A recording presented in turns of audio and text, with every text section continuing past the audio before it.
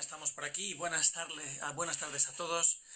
Seguimos y terminamos nuestro Explorare Virtual 2020, este prólogo de nuestras jornadas Explorare, de nuestros talleres para exploradores.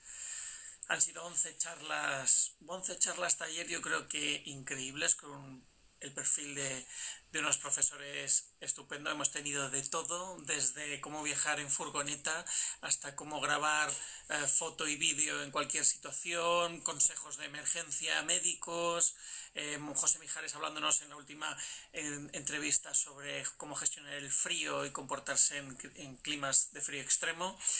Y hoy pues nos vamos con Alex Galán. Alex Galán dirige y presenta sus documentales por todo el mundo. Es un tipo con un carisma especial y que sabe transmitir muy bien. Es un tipo estupendo, una persona muy noble y que me encanta tener cerca siempre, y con la que vamos a charlar ahora mismo. Vamos a ver si está ya por aquí. Hola Alex, ahora te veo. Pues mira, estoy saliendo a la calle, Diego. Estoy saliendo a la calle para ver si, no para saltarme el confinamiento, sino para ver si así es posible. Vale, ahí te veo y te escucho, te veo trompicones. Venga, pues aquí me voy a poner. Bueno, ahí, ¿estás cómodo? ¿Estás bien, seguro? Perfecto. Además, como estoy a menos de 1 kilómetro de casa, pues no estoy infringiendo las normas, así que genial. Bueno, estés cómodo. Ahí te veo y te escucho perfectamente. Creo que los demás también es así. ¿Cómo estás, Alex? ¿Dónde te pillo? Estás en tu tierra, en Asturias, ¿no? Sí, me pillas en mi tierra, estoy en Gijón y bueno, la verdad que se me va a hacer un poco raro hablar de frío porque tenemos unas temperaturas estos días que son extraordinarias. Hace muchísimo calor, hace sol, así que... Pero bueno, estoy en mi tierra por los pelos, porque estuve a punto de no poder volver de Kirguistán. Creo que por 10 días o así casi nos quedamos con este corte que hubo en Madrid. Pero bueno, estamos en casa, que es donde tenemos que estar. Sí, bueno, Alex ha hecho viajes por todo el mundo, pero él dirige y presenta sus propios documentales. Ha estado grabando, yo he visto imágenes de los pescadores, ¿no? En Mongolia, en el norte de Mongolia, en zonas de Siberia también. Y bueno, pues tiene bastante experiencia, no solo delante, sino detrás y delante de la cámara. Oye, yo quiero preguntarte, ¿cómo es eso que planteas salir, dirigir un programa, y cómo te planteas también dar el paso y ponerte delante de la cámara? Pues un poco por casualidad, ¿eh? Mi primer gran viaje, aunque había hecho otros viajes por fuera de España, mi primer viaje así un poco importante, ¿no? Al menos para mí, fue por Sudamérica en el año 2012, donde hicimos una expedición de aproximadamente unos 8 meses, recorriendo todo lo que es la Patagonia, desde Buenos Aires hasta Ushuaia, y después subiendo todo por los Andes hasta Ecuador, ¿no? Y bueno, pues ahí yo creo que como todos los que nos dedicamos un poco a cualquier cosa relacionada con los medios de comunicación, con el periodismo, pues tenía la necesidad de contar mi punto de vista de lo que estaba viendo, ¿no? Al final siempre es nuestro punto de vista lo que contamos, y hay muchos. A mí me apetecía contar el mío. Y para eso pues nos llevamos una cámara y bueno, no me quedó otra que ponerme delante e ir practicando e ir aprendiendo sobre la marcha, ¿no? Yo, por supuesto, no tenía ni idea antes, tampoco es que tenga mucha más ahora, pero vamos, sobre la marcha e improvisando. Bueno, improvisando, pero tú eres un tío que transmite muy bien, es un tío muy cercano, que sabe hablar. ¿Cómo lo haces cuando estás allí? Porque ahora ya haces lo que entonces era quizás más improvisado, ahora lo haces de una manera increíble, con tus docus y cómo estás y cómo das delante de cámara, que te he dicho siempre que me encanta cómo lo haces. ¿Cómo lo haces? ¿Improvisas absolutamente todo? ¿Llevas un guión? ¿Escribes algunas entradillas fijas? ¿Qué es lo que haces? A ver, eso podríamos decir que, o sea, yo improviso muchísimo, ¿no? Pero, y tú bien lo sabes, que al final no se puede improvisar todo, ni se puede improvisar siempre, y además no se debe porque te pierdes un montón de cosas por el camino, ¿no? Si llegas a un lugar y no tienes preparado nada, pues no vas a poder sacar todo el jugo que tendrías si ya hubieses leído, ya te hubieses informado primero. Sí que es cierto que yo a la hora de hablar a cámara, a la hora de hacer un total, ¿no? A la hora de dirigirme al espectador, no tengo un guión previo, no tengo nada preparado y simplemente pues a través de la cara dura. Tú lo sabes también que para ser presentador hay que tener un poco de cara dura, o por lo menos no tener mucha vergüenza. Entonces sí que es verdad que yo tiendo a improvisar bastante, me gusta que sea algo pues como muy ameno, que se rompa esa barrera digamos que entre el espectador y yo hay una cámara, ¿no? Pues que se rompa esa barrera de la cámara, ¿no? Que que parezca que estamos pues delante del espectador contando la anécdota en una terraza de un bar a cualquier amigo. Entonces, para eso no puedes tener un guión que te encorsete demasiado. Eso para la parte de presentar. Ahora, para la parte de dirigir el documental sí que necesitas una preproducción bastante importante para saber de lo que vas a hablar, para saber un poco qué te vas a encontrar, porque si no es que al final te lo pierdes todo. Sí, oye, y eso que nos pasa muchas veces cuando a mí me ha pasado, ¿no? Vas solo y te ocurre lo que no te ocurre nunca. Te encuentras a la persona imposible en la casa perdida de la última montaña que no te encuentras. Ahora, cuando llevas una cámara, parece que es más complicado, hay que romper más barreras. ¿Cómo lo consigues? ¿Algún consejo precisamente para romper esa barrera y acercar a esa persona a la que le quieres sacar la miguilla teniendo la cámara delante?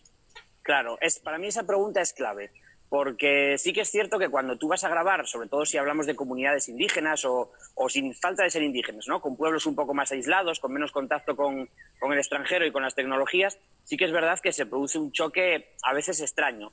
Puede ser que tú saques la cámara y se pongan a actuar como si fuesen actores y entonces pues ya te perdiste lo que es la realidad, lo que es la espontaneidad. O puede ser que ocurra todo lo contrario, que se cierren, que se queden como muy avergonzados, que se queden enclaustrados y al final no saques nada, ¿no? Entonces, para eso, yo creo que hay tres consejos, ¿no? El primero es normalidad absoluta. No tratar, por ejemplo, estos pescadores que comentabas tú antes, ¿no? Son unos pescadores que viven sobre un lago congelado en el altiplano de Kirguistán, que pude grabarlos hace cosa de un par de años. No tratar de ponerlos detrás de un escaparate, no tratar de que se sientan expuestos. Vosotros imaginaros, ¿no? Que tú vas por la calle y llega de repente un ser extraño al que no viste nunca y te planta ¡plas! El teléfono móvil así delante, ¿no? Tapándote casi la imagen. Ostras, te va a cortar, ¿no? Te vas a sentir cohibido. Entonces, para eso se trata mucho de normalidad, de no tratar de mitificar nada, no esperar que hagan nada concreto, no intentar que hagan un gesto más bestia o menos bestia porque queda más peliculero. Simplemente normalidad, ¿no? Eso por una parte. Por la otra, yo creo que al final lo que se necesita sí o sí es tiempo. Tiempo porque no puedes llegar y sacar la cámara nada más aparecer. Necesitas hacerte, entre comillas, amigo de ellos.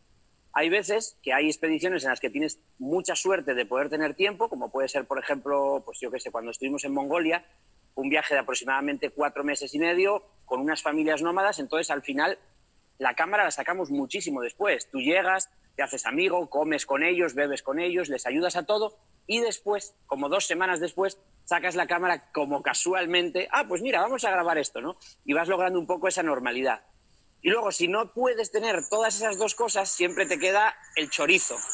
El chorizo, el chocolate, el tabaco o cualquier otra cosa que sepas que funciona muy bien y que abre muchísimas puertas, ¿no? Eso siempre funciona también. Hay que ser un poco generoso. Tú llegas a una comunidad y vas a llevarte material grabado. Te vas a llevar planos, te vas a llevar tomas y te vas a llevar quizás un programa, un documental, bien para después comercializar o bien para ti mismo o para tus experiencias. Tienes que dar algo a cambio. No puedes llegar y robar esa esencia como si nada, ¿no?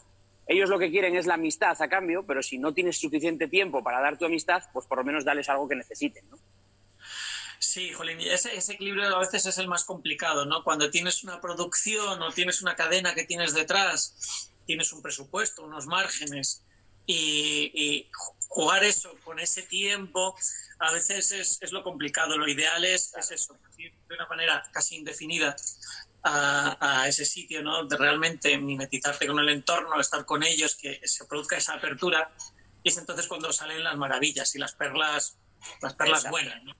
Lo difícil a veces es conseguir eso en poco tiempo, ¿no? Pero jolín, sí, a mí me costó, tengo que reconocer, me costó a veces ir con la cámara y creo que también uno de los éxitos en tu caso también es ir poca gente, ¿no? Porque al final grandes producciones también añaden más barreras a esa comunicación. Pues eso es totalmente imprescindible. Obviamente cualquier gran producción trata de tener todos los medios posibles. Sonidistas, iluminadores, producción, un montón de gente, ¿no? Todo eso es genial cuando quizá grabas en un entorno un poco más controlado, cuando grabas en una zona mucho más inaccesible o que está mucho menos acostumbrada a recibir visitantes. Pues vosotros imaginaros, ¿no? La gente que se pueda imaginar una yurta, ¿no? En medio de la estepa, en Mongolia, una familia de pastores al fuego, metidos dentro, en plena noche, en la calma con la que llevan viviendo cientos de años, ¿no? Y varias generaciones. Y de pronto se abre la puerta y aparecen 2 cámaras, un sonidista con los micrófonos, 2 foquistas, uno de producción anotando, un traductor, el conductor. Ostras, no vas a poder grabar normalidad en esos casos, ¿no? Por mucho que pagues, por mucho que digas, bueno, pero es que les pago. El dinero no siempre consigue las cosas, y mucho menos en estos entornos, ¿no? Por suerte, lo que consigue realmente es poder acercarte. Y para acercarte es lo que tú dices.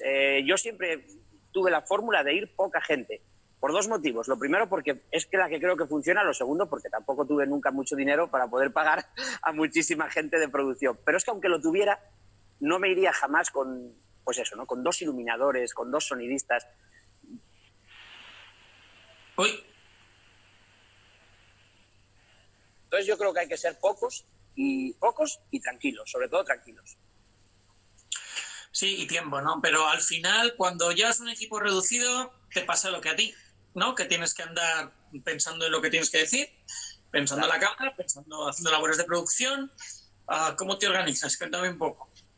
Claro, ese es un poco el cacao mental. En el caso de que vas a grabar un documental donde el director eres tú, el productor eres tú y tu cámara, ¿no? Y el presentador tienes que ser tú, al final acabas cansado hasta de ti mismo, ya no te puedes ni soportar, ¿no? Entonces yo eso lo intento aliviar un poco con una preproducción bastante exhaustiva. Antes de irme a un sitio, y yo creo que todos los que siguen a la Sociedad Geográfica nos encantan los mapas, ¿no? Los mapas, los atlas, las enciclopedias. Tú eres un enamorado además de los mapas también, ¿no? Pues yo creo que ahí se empieza a conseguir ya el primer paso, ¿no? En tener un buen mapa bien trazado, saber muy bien a dónde vas a ir, tenerlo todo bastante claro, las conexiones, intentar tenerlo todo para improvisar lo mínimo posible. O sea, que ya sepas que si vas a llegar a un valle concreto, se acaban las carreteras y necesitas tomar un trineo de perros. Ya lo sabes desde el principio, entonces lo tienes preparado. Incluso ya tienes preparada la secuencia de cómo vas a grabar el trineo de perros. Se alivia un poco teniéndolo todo preparado. Y lo siguiente es aprendiendo a improvisar, porque sabes que cuando lo tienes todo preparado, una vez que llegas al terreno, todo lo que tenías prácticamente no sirve, ¿no? Es casi una paradoja. Prepáralo mucho, mucho, mucho para que cuando llegues allí no salga nada y tengas que improvisar. Pero es así como la cabeza un poco se centra entre el papel del productor y el director y el papel del presentador, ¿no? Que ya tengas un poco sabido en tu cabeza todo lo que vienes haciendo, todo lo que vas a hacer, y que luego a la hora de hablar pues sea simplemente ponerte delante de la cámara y contarlo, sin más. No sé, que al final esa escaleta inicial que llevas, normalmente la das 1000 vueltas, ¿no? Cuando estás allí, acaba siendo de otra manera bastante distinta. Sí, esa escaleta, claro, al final tú tienes ya un catálogo casi de planos en tu cabeza, ¿no? De lo que quieres, porque al final, hoy en día no es como antes, ¿no? Estas exploraciones que había antes, antiguamente, que no sabías que te ibas a encontrar. Ahora mismo, aunque vayas al desierto del Gobi a visitar a una familia que a lo mejor no ha visto nunca extranjeros, sabes ya estéticamente, ¿no? Cómo es el desierto del Gobi, y ya puedes hacerte una idea de lo que quieres pedirle al cámara, de el tipo de plano que quieres extraer, de cómo quieres captar la inmensidad, de cómo quieres captar el atardecer. Lo tienes todo un poco ya calculado, ¿no? Entonces, pues bueno, así ya te haces una escaleta y un catálogo de planos. Luego es verdad que siempre acaba cambiando. Yo recuerdo que cuando fuimos al desierto del Gobi, casi cometo uno de los errores más estúpidos de grabación en mi vida, y es que yo quería grabar las dunas del desierto del Gobi, las quería grabar en pleno atardecer, ¿no? Y cuando llegamos allí, después de como 2 o 3 días en 4x4, esas dunas no había una luz buena, el atardecer no llegaba como... Entonces dijimos, bueno, vamos a esperar y mañana volvemos aquí otra vez a grabar el atardecer, ¿no? Pero aún así vamos a grabar un poco por si acaso, que siempre hay que grabar el por si acaso. Después ya perfeccionarás, pero siempre el por si acaso. Bueno, pues ocurrió que al día siguiente por la mañana en la yurta nos despertaron unos pastores de camellos diciéndonos que iban todos a una carrera que se organizaba en el desierto del Gobi, donde venían pastores de toda la estepa de Mongolia, y era una carrera como para los locales, ¿no? Para aprovechar, para conocerse, para poner sus camellos a prueba, y corrían por la nieve un montón de camellos y ostras, y nos dijeron, ¿queréis venir? Y yo, claro, imagínate que no hubiese grabado nada de las dunas del desierto del Gobi. Tendría que haber decidido entre las dunas o la carrera de camellos. Mientras que en este caso, como ya habíamos grabado el por si acaso, pues pudimos decir, vale, vámonos a la carrera de camellos, que esto es más excepcional, que esto lo pillas una vez en la vida, y las dunas pues ya veremos si las tenemos que mejorar o no. Y al final pues pudimos llevarnos las dos cosas, ¿no? En eso es en lo que varía la escaleta, que tú puedes tener un plan perfecto, pero de pronto va a aparecer un nómada y te va a decir esto, lo otro, y vas a ir detrás de él porque es lo que quieres, además, ¿no? Que te sorprenda. Sí, sí, sí, sí. No, esas cosas pasan un montón, ¿no? Al final hay que estar abierto a ellas, a que se sucedan y a poder grabarlas, ¿no?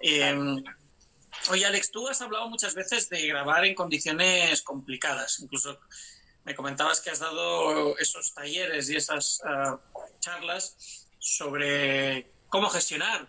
Es un tema que me han preguntado mucho, pero que creo que es muy interesante al final cómo gestionar los equipos, y en un equipo reducido como vas tú, cómo gestionar los equipos, la gente, el contenido, el almacenaje y todo cuando te vas a sitios un poco extremos. Claro, y además normalmente cuando das algo, a lo mejor alguna charla o algo parecido, la pregunta de siempre es, bueno, ¿y cómo haces con las baterías, no? Porque, y además José Mijares, que es yo creo que el mayor experto en frío que nos pueda estar escuchando, sabe que el frío vacía las baterías a toda velocidad, ¿no?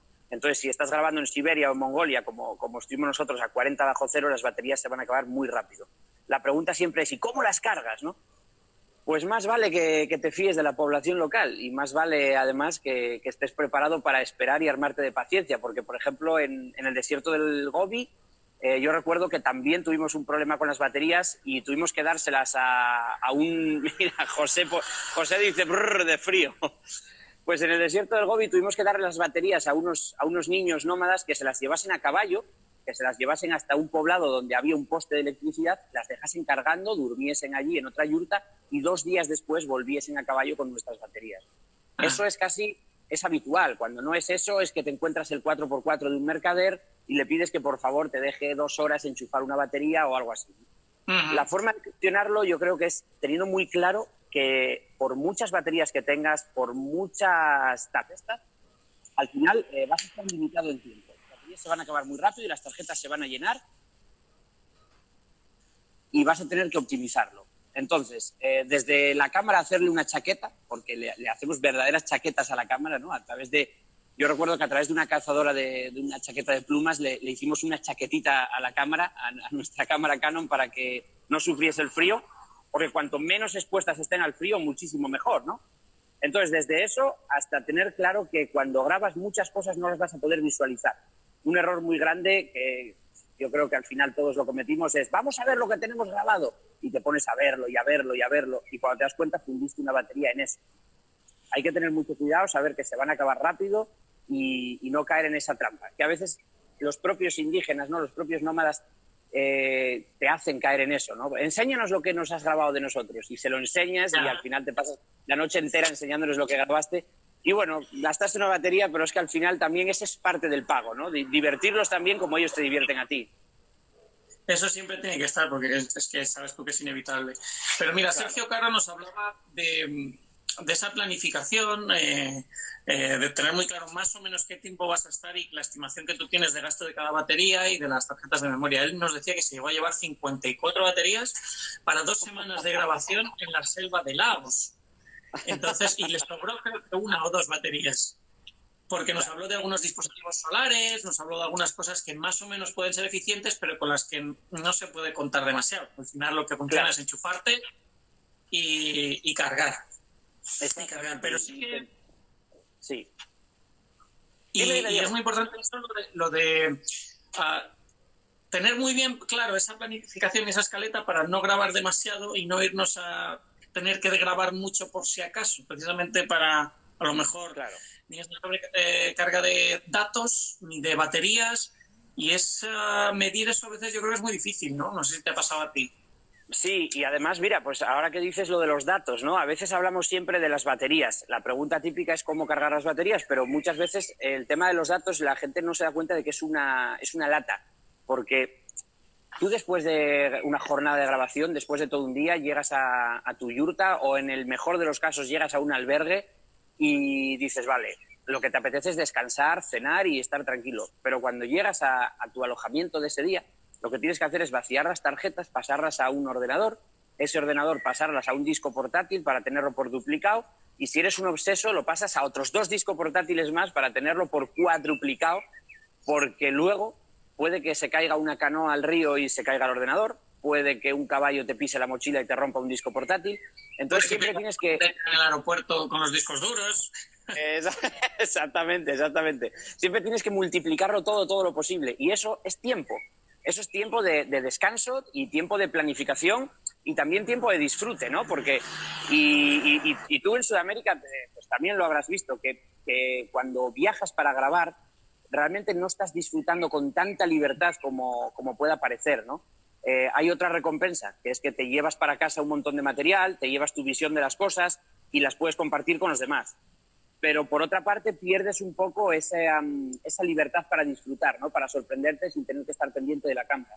Pues con los datos y con las baterías y con las tarjetas pasa igual. Tú llegas y yo recuerdo poner alarmas, porque pones un disco duro a cargar y a pasar y unas baterías a cargar y te pone quedan 4 horas y te pones a dormir y pones una alarma para que dentro de 4 horas te despierte y puedas poner las otras baterías, puedas poner a duplicar el otro disco duro y así es un día y otro y otro. Y después de 4 meses te das cuenta de que dices, bueno, evidentemente creo que tenemos uno de los mejores trabajos del mundo, ¿no? Pero llega un día en el que dices, ostras, estamos sufriendo y no estamos disfrutando tanto como parece, ¿no? Eso en una expedición, en algo donde físicamente ya es duro de por sí, pues claro. Efectivamente es lo más tedioso. Yo cuando he ido con los cámaras, pues siempre los pobres están contigo todo el tiempo y luego al final tienen ese sobreesfuerzo y ese horas de sueño que le restan, ¿no? Claro. Al trabajo, ¿no? Pero sí, Colin, esto da para mucho y tampoco quiero meternos demasiado porque ya hemos tocado mucho esto de fotografía y vídeo con Sergio, pero sí que me gustaría que nos contaras pues los problemas más importantes que tú has tenido para el contenido, que al final es lo que un presentador y un director, en este caso tú más como tu faceta de presentador, hay que sacar, ¿no? Ese contenido. Claro. Claro. ¿Cómo te lo planificas la historia? ¿Cómo planteas la historia para llegar al sitio? Y sobre todo, pues eso, pues para a la gente transmitirle, que yo creo que es lo que tú destacas muy bien. ¿Y qué consejo darías a la gente para sacar un buen contenido y sobre todo saber transmitirlo? Claro. A ver, al final un documental es una historia, sin más. Luego lo adornamos con muchas cosas, le damos matices y le damos enfoques, pero un buen documental es una buena historia. Y teniendo una buena historia ya tienes más de la mitad de la partida ganada, ¿no? Entonces, yo lo que le diría a la gente es un poco que se deje llevar a veces por lo que siente, ¿no? No tratar de decir, bueno, es que vamos a grabar esto porque quizás científicamente va a tener un rigor. Bueno, quizá para cierto tipo de documentales sí, ¿no? Pero para otros, que es el que podemos hacer el común de los mortales, creo que deberíamos dejarnos llevar un poco por las sensaciones, ¿no? Y a lo mejor no hace falta viajar a la última selva de Indonesia ni a la última estepa de Asia Central, porque tu gran historia te la encuentras en los pastores de tu pueblo, ¿no? O en gente cercana, ¿no? Entonces diría que lo primero es tener una buena historia y dejarse llevar por ella. Luego, a la hora de contarlo, yo creo que la normalidad es la clave, ¿no? Al final, esto que dices, ¿no? De contarlo con carisma, pues yo creo que es un poco una cuestión de normalidad, ¿no? De no tratar de mitificar, de no tratar de vender algo que quizás no es, ¿no? A veces, y es fácil, ¿no? Y yo lo entiendo, es fácil caer un poco en ese... A ver, que se me cuela. Es fácil caer un poco en lo peliculero, ¿no? Ostras, si yo estoy aquí en la estepa de Mongolia, pues yo puedo contar mi historia a mi manera, ¿no? Y llegar a adornarla Pero creo que eso, al final, al espectador acaba chirriándole y se acaba dando cuenta de cuando eso, pues, no es real, ¿no? Y si no se da cuenta el espectador, te das cuenta tú y al final acabas notándote forzado, acaba viéndose una postura que no es real y sobre todo, si estás con comunidades indígenas, acaba viéndose una relación mutua que no es fluida, ¿no? Entonces yo lo que traté siempre es de contarlo con normalidad y de tratar de ponerle humor porque creo que la risa suena igual en todas partes al final, ¿no? La risa suena igual en Asturias que en Madrid que en Mongolia, ¿no? Entonces intentar demostrar que aunque 40 grados bajo cero podemos ponerlo muy dramático, también podemos verlo desde el punto de vista de los nómadas mongoles y verlo como normalidad, ¿no? Y reírnos y caernos al suelo y levantarnos y ver un poco que todo es normal. Creo que a la hora de comunicar, para mí, lo importante es que se vea las cosas como son y no tratar de mitificar ni tratar de engrandecer. Eso para contarlo. Y ya te digo, y para el contenido, buscar una buena historia, dejarse llevar por ella y cuando estés delante de esa historia, dejarte seducir porque porque a lo mejor fuiste a grabar a unos cazadores de la estepa, pero resulta que te enamoraste del chofer que te llevaba, porque el chofer tiene una historia tremenda y vas a ver a su familia y ese es el contenido, ¿no? Dejarse llevar y ser natural, porque al final es lo que todos deberíamos de ser, ¿no? Pues sí, yo creo que al final, con el tiempo, al final eso es lo que marca la diferencia también. Esa naturalidad es lo que engancha a la gente, ¿no? Eres tú mismo. Yo me quedo con eso, Alex. Oye, fantástico. Que a mí me ha encantado, muchas gracias. Yo espero que nos veamos prontito, abramos esos mapas. Decir, se me hizo corta, o sea... Te he perdido. Hizo cortísima la charla. Ah, pues llevamos media horita. Llevamos media horita aquí hablando, así a lo tonto. Pues mira, que estoy con el móvil sujetado en la mano y se me hizo corta igual, así que eso es buena señal. No, oye, si quieres cualquier cosa, Alex, decir cualquier consejo, alguna cosa que quieras decir a la gente, o si alguien quiere preguntar por aquí. Por cierto, sabes que por aquí está Sara Bielba, que tuvimos en Aventuras Compartidas, que fue gracias a ella que yo te conocí, porque ella hizo un artículo de 10 personas a las que seguía, o algo así, 10 aventureros, y habló de ti, habló de mí, y dije, oye, este tío, qué interesante. Y te vi por ahí en un vídeo que decías, aquí estoy, ¿dónde decías? En Kirguistán, supongo, que es muy peligroso, como acaba en tan, todos los que acaban en tan son peligrosísimos. Me acuerdo de ese vídeo, sí, era en Kazajistán, y sí, yo creo que al final nos conocemos gracias a Sara, y Sara se vino conmigo a Kirguistán en un viaje que organizé hace unos años, ahora ella está llevándose a gente por ahí por Nepal, o sea que al final es genial un poco cómo todos nos vamos uniendo en esa red, ¿no? Así que si tuviera algo que decir, ¿no? Pues sería que aprovechemos todos los viajeros, aprovechemos lo que es la Sociedad Geográfica Española, ¿no? Que eran cosas que en otros tiempos la Sociedad Geográfica es como muy romántica, ¿no? Como de las primeras aventuras, los primeros exploradores, todas estas cosas que había que juntarse en esos círculos para conocer cosas, ¿no? Porque no había dónde buscar. Pero bueno, hoy en día, aunque tengamos todo al alcance, si podemos utilizar estas sociedades para unirnos entre nosotros y para conocernos, pues al final eso provocará pues que ahora Sara esté en Nepal llevándose a gente, o que tú y yo tengamos algo pendiente para irnos al frío dentro de muy poco, si puede ser. Pues sí, que abramos ese mapa y digamos, esto no tengo ni idea de qué hay aquí, ¿no? Eso es. Así les conectarse.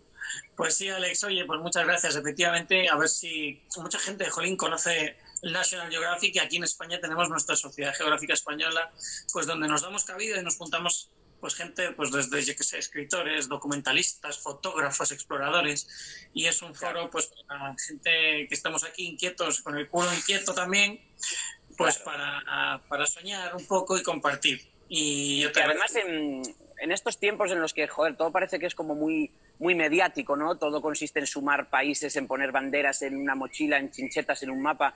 Todas estas cosas tendemos a ellos y nos dejamos caer un poco en este entusiasmo quizá a veces muy ficticio de las redes, pero luego si ves quién está dentro de sociedades como la Sociedad Geográfica, dices, ostras, hay gente que tiene el culo pelado de viajar, que es como muy silenciosa, pero que tiene muchísimo que contar, ¿no? Y quizás ahí es donde se te baja un poco todo ese entusiasmo y todas esas burbujas que tienen las redes sociales de los viajes, y te das cuenta de que, bueno, viendo un poco cómo se hacían las cosas en el pasado, pues a lo mejor podemos copiar algo ahora en el presente.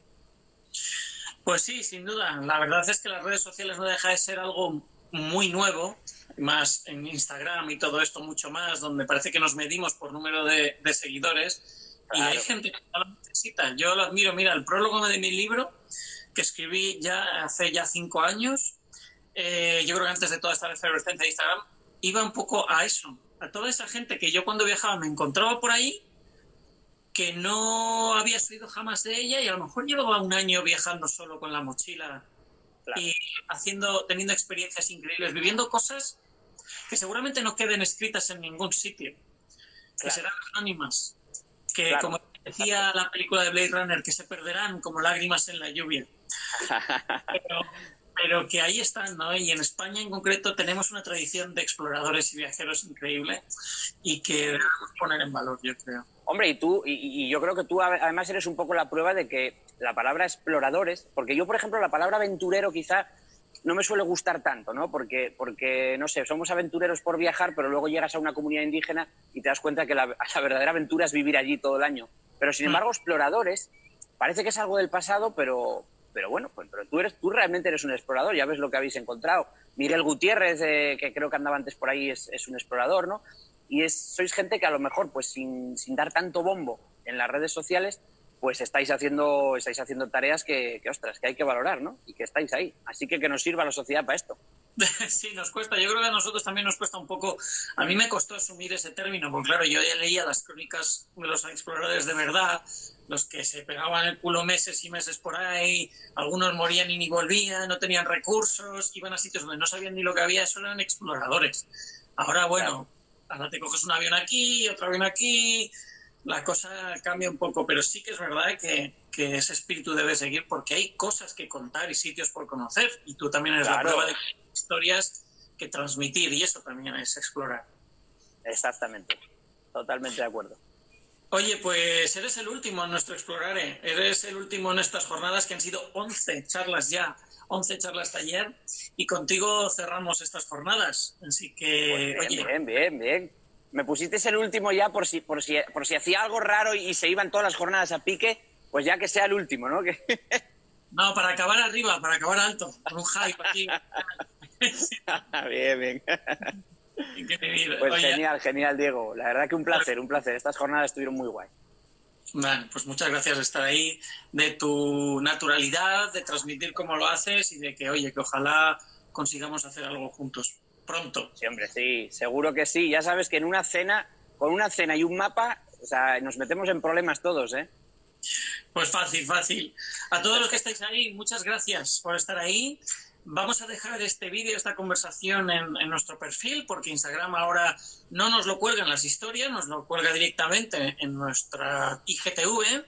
Lo dejaremos unos días hasta que lo tenemos ya todo en nuestra web, una ficha con fotografías, resúmenes de las charlas y estos vídeos. Lo vais a tener en la web para que lo veáis. Y oye, gracias a todos por estar ahí, por seguirnos en estas semanas de Explorare, en este taller de exploradores, y animaros a que nos conozcáis, a que veáis la sociedad geográfica, que os contagiéis de este espíritu y este afán por conocer y descubrir de este National Geographic español, como yo me empeño siempre en decir, me fastidia, porque estamos ahí y hay gente... Es así, es verdad. Sí, ¿verdad? Es que hay gente que sale en la portada del National Geographic y la conocen, pero aquí en España, madre mía, que nos tienen que conocer a gente increíble que tenemos por aquí. Así que estamos en contacto. Un placer haber compartido esto con vosotros. Alex, mil gracias.